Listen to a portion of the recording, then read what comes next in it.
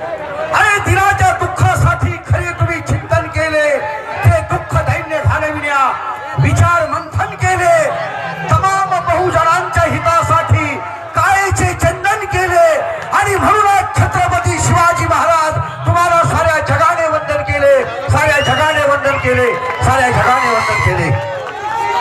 धन्यवाद रसिको, धन्यवाद रसिको। आपल्या समोर चालू आहे राष्ट्रपती सुवर्ण पदक विजेत्या विठाबाई भौमंग नारायणगावकर यांची रत्नकन्या सौभाग्यवती मालतीताई इनामदार नारायणगावकर सोबत मास्टर विशाल कुमार नारायणगावकर लोकनाट्य तमाशा मंडळाचा हा बहारदार कार्यक्रम आता सादर झाली ती पारंपरिक पद्धतीची गंधोळण आणि आता आपल्या समोर सादर होणार आहे तो आपल्या सर्वांच्या तरुण पिढीचा आवडीनिवडीचा कार्यक्रम म्हणजेच हिंदी मराठी चित्रपटातील गाण्यांची बेधुंद मालिका असा हा बहारदार कार्यक्रम, नेत्रदीप कार्यक्रम आपल्याला या गुलाबी थंडीमध्ये ऊर्जा आणणारा कार्यक्रम आम्ही आपल्या समोर सादर करणार आहोत।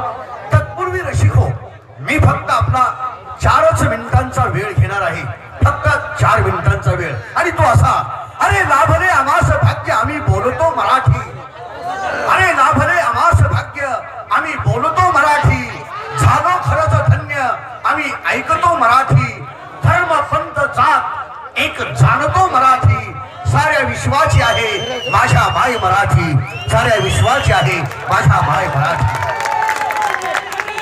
अरे शिके तवरती भूते भोवती कोण कुणाचा सखा जीवा, अरे शिके तवरती भूते भोवती कोण कुणाचा सखा जीवा, जोवरी पायका तोवरी बायका मंचकी म्हणतील ख्याल हवा, अरे बांधावरचा माणूस चांदावर गेला, अरे बांधावरचा माणूस चांदावर गेला, पुराखी पोरांच्या हातात मोबाईल आला, रानातूनच बायको सांगते नवऱ्याला, डार्लिंग संध्याकाळी जेवणात लॉलीपॉप हवा, संध्याकाळी जेवणात लॉलीपॉप हवा।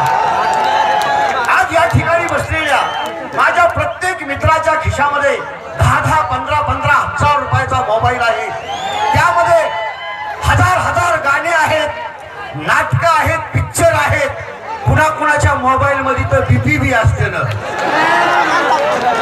परंतु सांगायचं तात्पर्य एकच मित्र हो, महाराष्ट्राची पारंपरिक लोककला तमाशा कुणाच्या मोबाईल मध्ये सापडणार नाही, कुठं डाउनलोड करून मिळणार नाही, कुठल्या सायबर कॅफेवर भरून मिळणार नाही, कारण ही जिवंत माणसानं सादर केलेली महाराष्ट्राची पारंपरिक लोककला।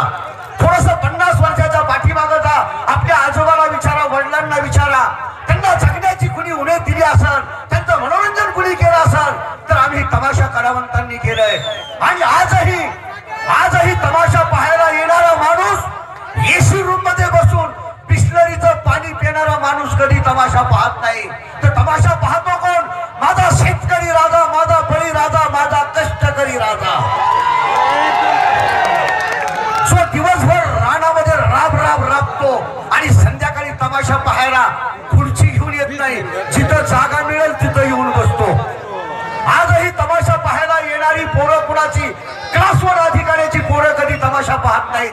गावात जर तमाशा आला आणि एखाद्या क्लास 1 अधिकाऱ्याचं जर पोरगं म्हटलं ना, पप्पा गावामध्ये तमाशा आलाय, मी बघायला जाऊ का, तर त्याचा पप्पा म्हणतो मूर्ख आहेस का, तमाशा पाहू नये। आणि आमच्या शेतकऱ्याचं जर पोरगं म्हणलं ना, हे दादा अरे का गावात तमाशा आलाय, मला बघायला जायचंय, तर त्याचा बाप म्हणतो अरे थांब की मला बी येऊन दे। आज हा फरक आहे त्यांच्यात आणि तुमच्यात। मित्र हो, तुम्ही आहात म्हणून आम्ही आहोत। तुमच्या 70 रुपयाच्या तिकिटावर आमचा प्रपंच चालतो, आमच्या मुलाबाळांचं शिक्षण होतं, आमच्या वृद्ध आई वडिलांचा दवाखाना होतो। हा कशावर? तर तुमच्या कष्टाच्या 70 रुपयावर। आणि त्या 70 रुपयाचा मोबदला देणं हे आम्हा कलाकारांचं काम आहे। तुमच्या पैसा हिशोब आमच्याकडून घ्यायचा, त्याची जबाबदारी आमची आहे। फक्त आम्हाला तुमचं शांततेचं सहकार्य हवंय। परंतु आज मित्र हो, आज सांगायला थोडस वाईट वाटतं, आणि ते म्हणजे असं की नेहमी आम्ही कलावंत तमाशा महाराष्ट्रात करतोय का उत्तर प्रदेश बिहार मध्ये करतोय हेच काही कळत नाही। कारण चांगलं पाहण्याची, चांगलं ऐकण्याची, चांगलं बोलण्याची क्षमता तरुणांमध्ये राहिलेली नाही, त्यांच्या मेमरीतून तो कार्यक्रमच डिलीट झालाय। आणि म्हणून असं वाटतं अरे अंधार खूप झाला आता दिवा पाहिजे, अरे अंधार खूप झाला आता दिवा पाहिजे आणि पुन्हा एकदा आमच्या महाराष्ट्रातल्या तरुण पिढीला जिजाऊचा शिवबा पाहिजे, जिजाऊचा शिवबा पाहिजे, जिजाऊचा शिवबा पाहिजे. रसिको, आम्ही कलावंत तुमच्या समोर कार्यक्रम करणार आहोत. फक्त शांततेचं सहकार्य करा, कारण आपल्या सर्वांनाच माहिती आहे वेळेचं बंधन आहे आणि या कमी वेळेमध्ये चांगला कार्यक्रम करायची जबाबदारी आमची आहे आणि चांगलं ऐकायची जबाबदारी तुमची आहे. तुम्ही आम्ही जबाबदाऱ्या पार पाडा, जेणेकरून आपल्या या ओझर गावाला कसल्याही प्रकारचे गालबोट लागणार नाही. या ठिकाणी बंदोबस्तासाठी आलेले संरक्षण खात्याचे अधिकारी, त्यांच्यावर ताणतणाव येणार नाही याची तरुणांनी दक्षता घ्या आणि कार्यक्रम शांततेत पहा हीच मंडळाच्या वतीनं विनंती करतो. पुढील कार्यक्रम चालू करूया. जय हिंद, जय महाराष्ट्र.